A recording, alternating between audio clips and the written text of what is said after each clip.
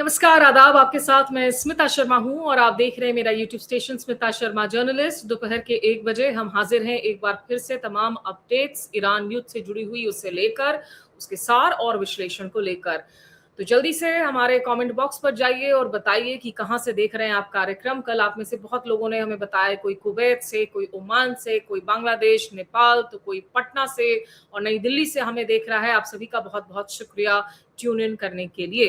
बहरहाल आज 4 बड़ी खबरें हैं जिस पर हम बात करेंगे इस ब्लॉग में। अगले कुछ मिनटों में मैं आपको बताऊंगी। जो सबसे बड़ी खबर है, एक तरीके से आज डोनाल्ड ट्रंप की नैतिक हार हुई है अमेरिकी संसद में।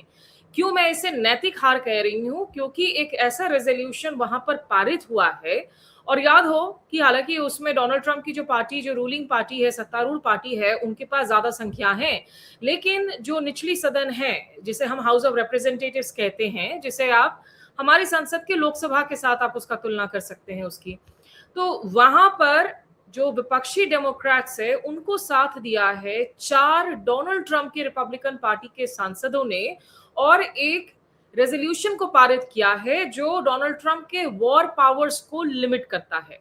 इस पर विस्तार से अभी मैं आपको कुछ ही देर में बताती हूं।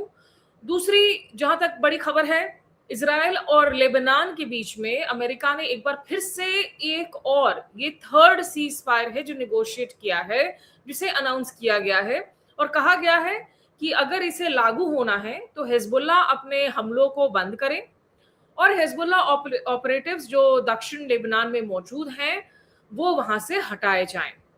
ये और बात है कि इजराइल की जो ब्रूटल ऑफेंसिव है वो लगातार निरंतर जारी है, ना केवल लेबनान बल्कि गाजा में भी।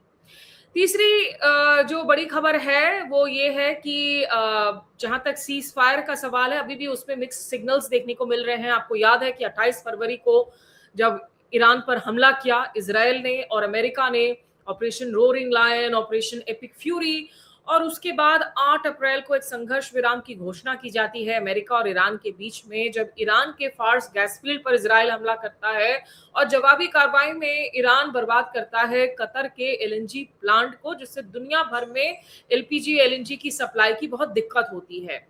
तो उसमें प्रेसिडेंट ट्रंप ने बुधवार को एक बार फिर से कहा था कि negotiations are going very well. वो तो 2 हफ्ते से कह रहे हैं कि निगोशिएशंस ऑलमोस्ट खत्म हो गई है एक मेमोरेंडम ऑफ अंडरस्टैंडिंग के लिए, ताकि संघर्ष विराम को एक्सटेंड किया जा सके 60 दिनों तक। लेकिन ईरान के जो विदेश मंत्री सैयद अब्बास अरागची हैं वो बार बार यही कह रहे हैं कि कोई सिग्निफिकेंट प्रोग्रेस नहीं है। ईरान ये भी कह रहा है कि हमने तो बातचीत को सस्पेंड किया है क्योंकि लेबनान पर इजराइल के हमले लगातार जारी हैं जो संघर्ष विराम का हिस्सा थे। और एक चौथी खबर है, आपको याद हो कि मैंने 2 दिन पहले ब्लॉग किया था जिसमें मैंने आपको बताया था कि अमेरिकी मीडिया ये रिपोर्ट करने की कोशिश कर रही है कि एक फोन कॉल में डोनाल्ड ट्रंप ने बहुत जो है एकदम ड्रेसिंग डाउन कर दिया नेतन्याहू को, उनको गाली गलौज सुना दिया है, और ये कहीं ना कहीं वो फ्रस्ट्रेटेड है कि नेतन्याहू अपने हमलों को रोक नहीं रहा है और इसीलिए ईरान के साथ ये बातचीत आगे नहीं बढ़ रही है। उस दिन इनफैक्ट उन्होंने हिजबुल्लाह के साथ भी बात करने की घोषणा की थी और नेतन्याहू के साथ भी, लेकिन मैंने आपको कहा था कि ये सब स्मोक स्क्रीन है। ये सारे उन मीडिया आउटलेट से खबरें आ रही हैं जो मीडिया आउटलेट्स डोनाल्ड ट्रंप के भूपू के तौर पर जाने जाते हैं, जिनमें सबसे प्रोमिनेंट आज की तारीख में है एक्सियोस। तो आज जो खबरें हैं अमेरिकन मीडिया में उसमें आप देखेंगे कि डोनाल्ड ट्रंप अब नेतन्याहू की वापस से तारीफ कर रहे हैं कि हमारी एक बहुत ग्रेट पार्टनरशिप है, तो इसलिए ये पार्टनरशिप कहीं नहीं जाने वाली है। ये बातचीत चल रही है जो ईरान के साथ में, लेकिन दूसरी ओर उन्होंने इजराइल को कह रखा है कि भैया जाओ, जो करना है करो, हम नहीं रोकने वाले हैं तुमको। खैर, ये जो आज की सबसे बड़ी खबर है, अब इस पर हम बात कर लेते हैं। जो टॉप खबर मैंने बताई ये बहुत सिग्निफिकेंट खबर है और इसे मैं एक नैतिक हार के तौर पर देख रही हूं डोनाल्ड ट्रंप के लिए अमेरिकी संसद में, क्योंकि यहां पर जो वोट हुआ है उसमें आप देखेंगे कि कुल मिलाकर जो ये वोट्स हैं, यानी 215 वोट्स पड़ी हैं हाँ में रेजोल्यूशन को समर्थित करते हुए, जिनमें आप ये ब्रेकडाउन देख सकते हैं जो ब्रेकअप है स्क्रीन पर। रिपब्लिकन पार्टी के 4 सांसदों ने वोट यस डाला है, डेमोक्रेट्स ने 211 जो है डेमोक्रेट्स के वोट्स डाले गए हैं और नो वोट्स पड़े 208, तो 7 वोट ज्यादा पड़े यस लॉबी को। अब ये वॉर रेजोल्यूशन बेसिकली लाया गया ये कहते हुए कि डोनाल्ड ट्रंप, अमेरिकी कोई भी राष्ट्रपति, बिना अमेरिकी संसद के अप्रूवल के किसी सूरत हाल में लगातार ईरान को दे कांट कीप स्ट्राइकिंग, उनके वॉर पावर्स को लिमिट करने की बात की गई है। और रो खन्ना, जिनकी आप तस्वीर देख रहे हैं, ये मेन स्पॉन्सर है बिल के, लेकिन एक को स्पॉन्सर इस बिल के आपके रिपब्लिकन पार्टी के टॉमस मैसी भी हैं।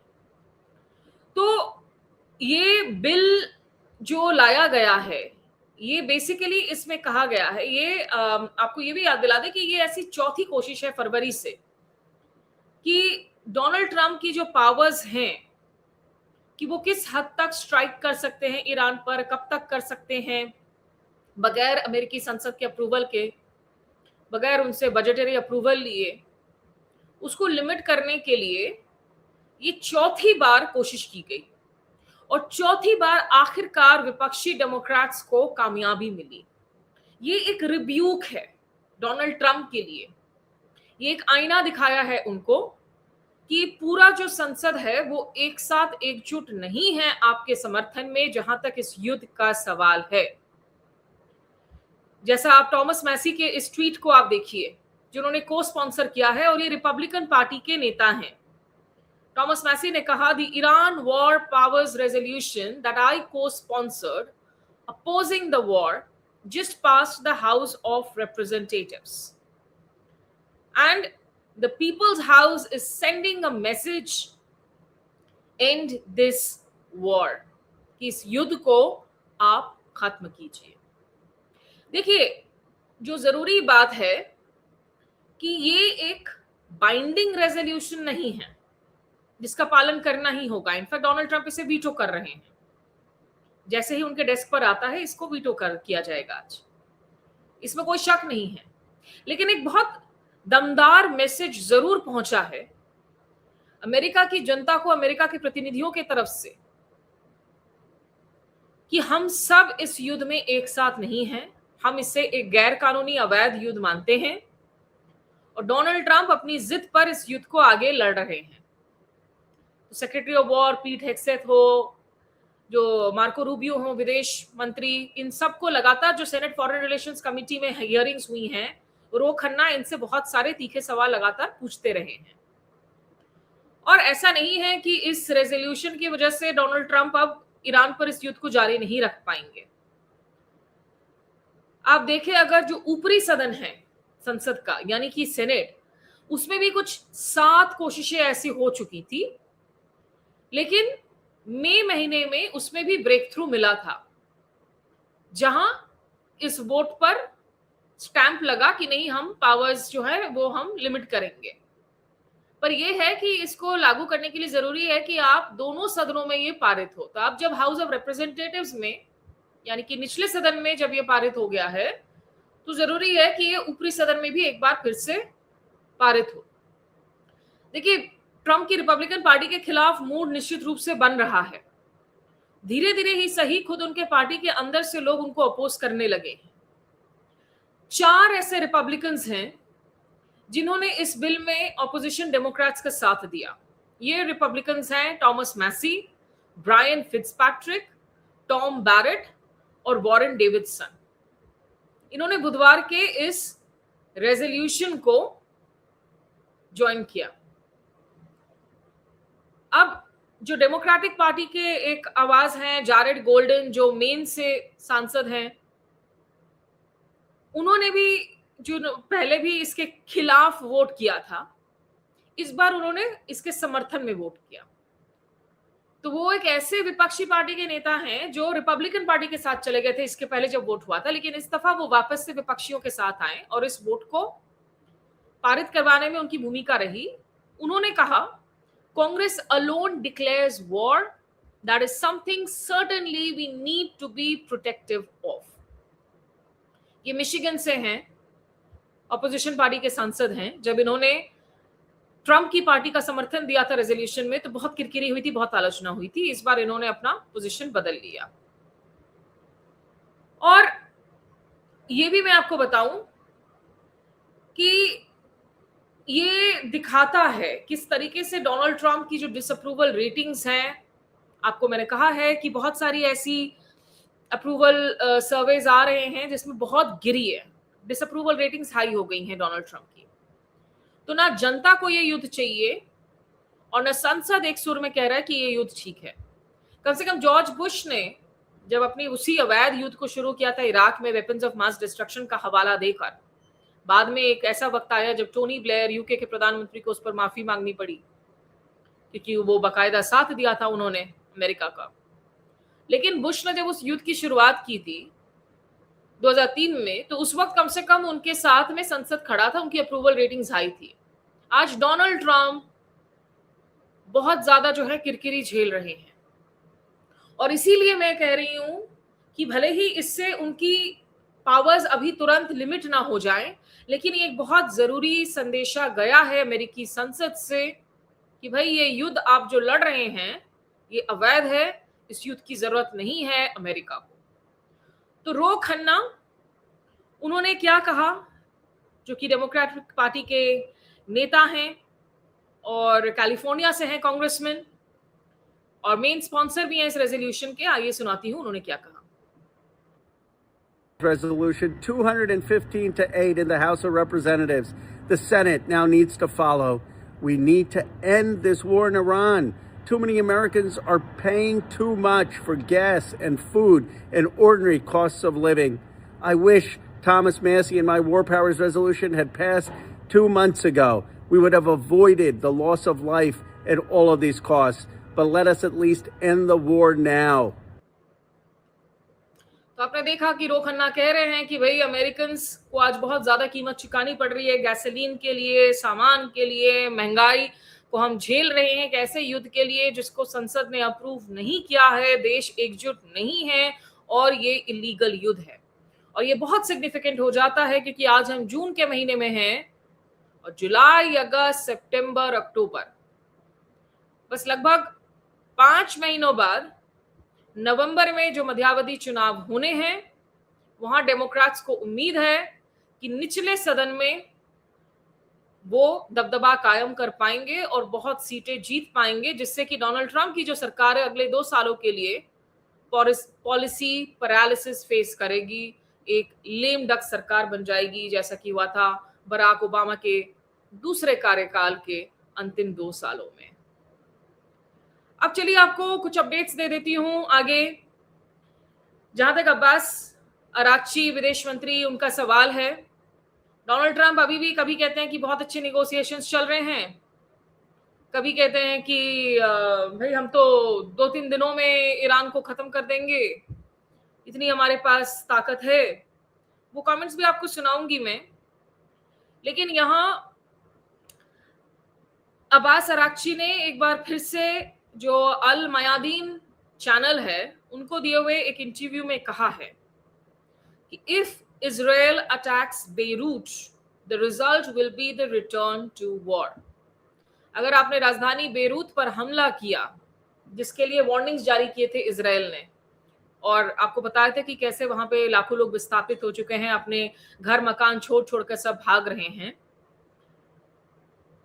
तो वहां पर ईरान के विदेश मंत्री ने अब ये धमकी दी है कि अगर बेरूत पर हमला हुआ तो युद्ध की बहाली हो जाएगी। Either the war stops in both Iran and Lebanon or it doesn't stop neither in Iran nor in Lebanon। ये आप देख रहे हैं जो उन्होंने बात कही है, या तो वो ईरान और लेबनान दोनों में आप इस सैन्य कार्रवाई को बंद कीजिए, नहीं तो ये युद्ध कहीं नहीं बंद होने वाला है। Our armed forces are ready to launch devastating strikes against the occupied territories at any moment।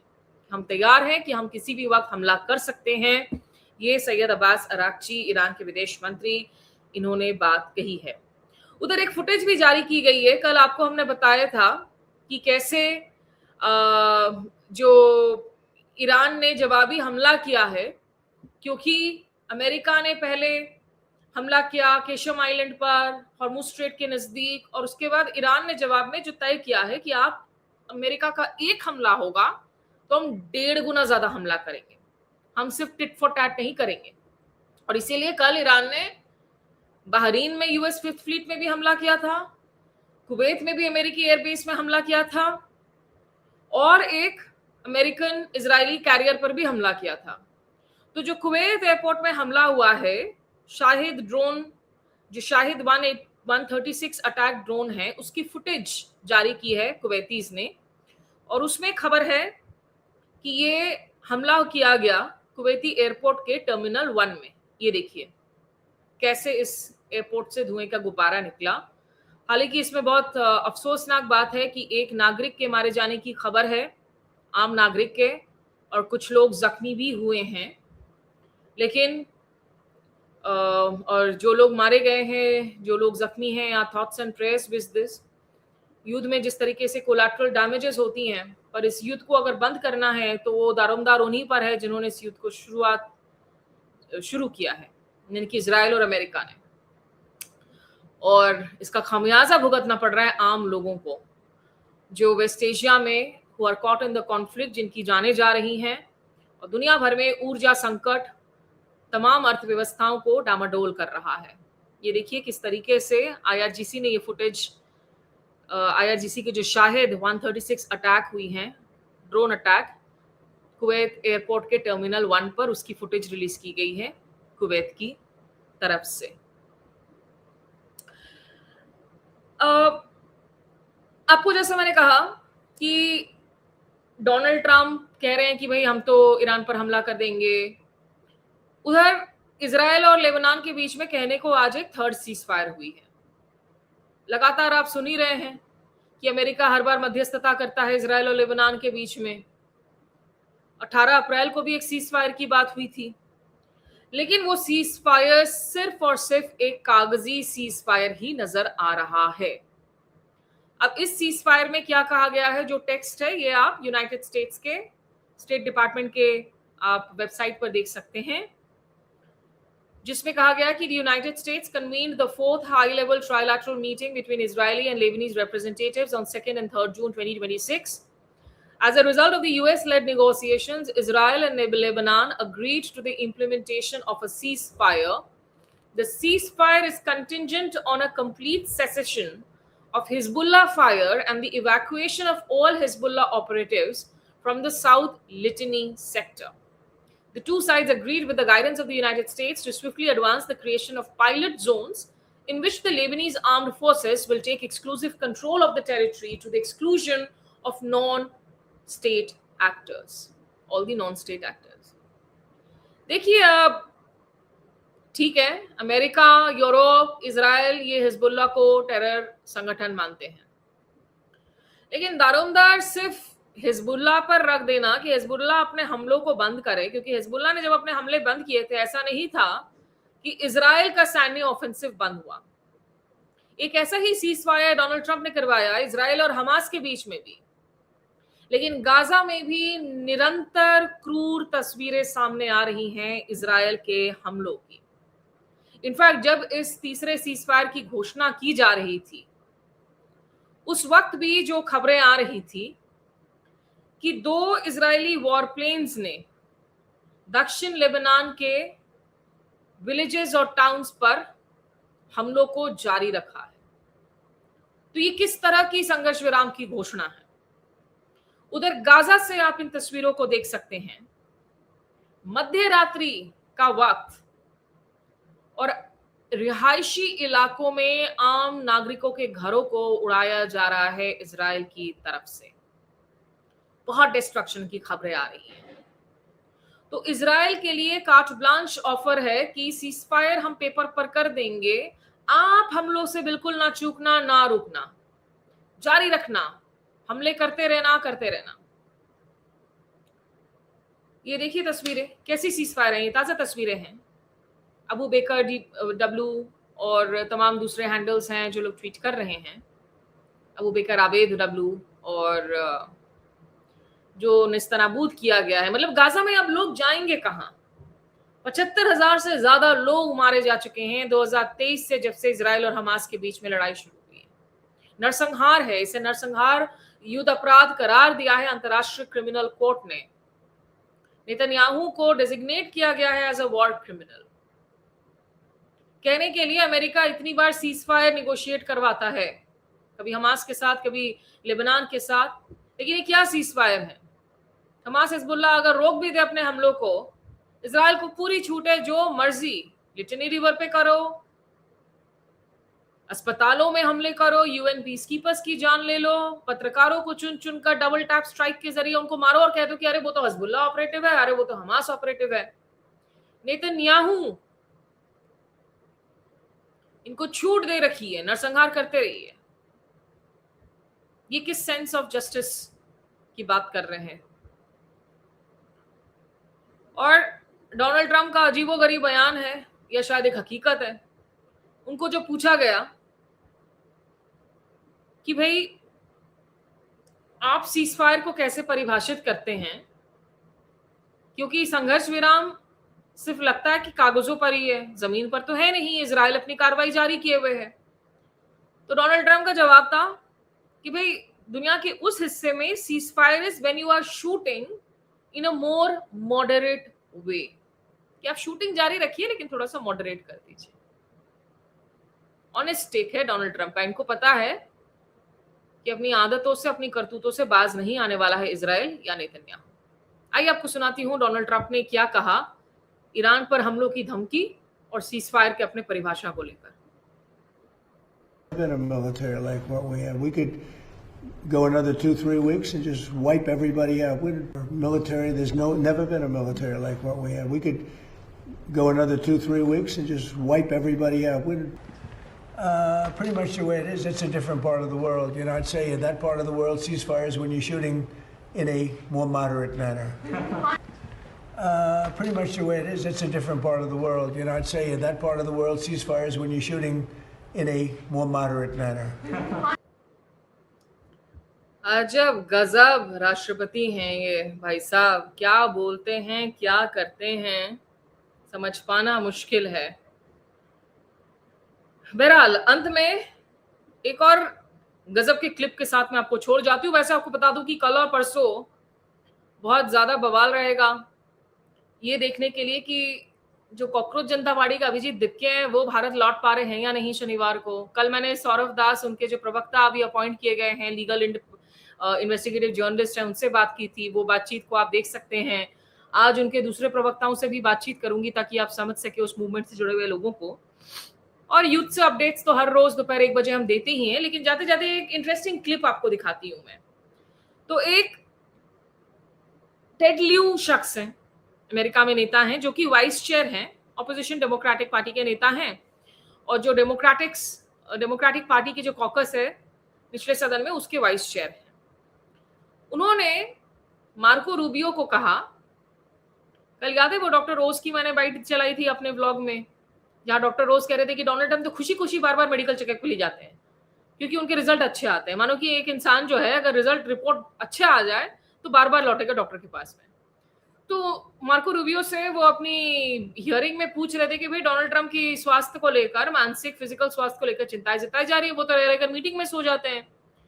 तो मार्को रूबियो ने कहा, कहाँ, ऐसी तो कोई बात नहीं है। तो टेड लियू ने एक वीडियो प्ले किया डोनाल्ड ट्रंप के सोते हुए। मार्को रूबियो ने कहा, मैंने तो उनको कभी सोता हुआ नहीं देखा है, और पता नहीं ये जो वीडियो है वो किस वक्त का वीडियो है, हो सकता है देर रात की वीडियो। तो टेड लियू ने जवाब में उनको एक और वीडियो दिखा दिया प्ले आउट करके संसद में कि भाई मार्को रूबियो, ये जो तुम बार बार झूठ बोल रहे हो ना, तुम्हारे झूठ का पर्दाफाश करता हूं। और उस वीडियो में क्या था पता है? मार्को रूबियो बकायदा बात कर रहे हैं प्रेस से और उनके पास बैठे डोनाल्ड ट्रंप सो गए हैं। मतलब वो वीडियो डॉक्यूमेंट दिखा दिया टेड लियू ने। तो आपको मैं उन्हीं तस्वीरों के साथ छोड़ जाती हूँ। हमारे साथ फिलहाल जुड़ने के लिए बहुत शुक्रिया। हमेशा की तरह अपना फीडबैक जरूर दीजिएगा। नमस्कार और आदाब। Video of one of these meetings. It is from last December. It's a cabinet meeting. I'm going to ask you to focus on President Trump, and you will see that he is sleeping while you're talking. Oh my God. Please show the video. Products they make and what American farmers grow and produce has a fair shot to be sold around the world. On issue after issue, that's been the case. You talk about foreign aid reforms. This is not our money. This is taxpayer money. Secretary Rubio, have you been at more than one meeting where President Trump has fallen asleep? That's false. That's false. I've never seen him fall asleep. On the contrary, the guy doesn't sleep, which is a big problem because he calls me at 2 a.m, he calls me at 5 a.m, and I like to sleep a little bit, maybe not 12 hours, but at least 6. So he works. The other day he was at the Oval Office until Secretary Rubio? 12:30 p.m. 12:30 a.m. I don't know what you're talking about. Secretary Rubio, I'm going to show you in a moment a video that shows you just lied to Congress. Oh, okay. So this is a video of a cabinet meeting literally from last month where Donald Trump is sleeping while you're talking. Please show this video. Coalition of countries that line up behind the peace deal, behind the border peace, and it's still every day is a challenge, but it's been driven personally by the president. It's the reason why we're involved in this whole Ukraine-Russia conflict. That's not our war. It's not the president's war. This war started, it never would have happened if you'd been president. But this war is going on, and the president is trying to end it. You are literally talking about issues of war and peace, and Donald Trump is sleeping right next to you. No, he's not. If Donald Trump cannot stay awake at these important meetings where the cameras are rolling, imagine what he's like when the cameras are not there.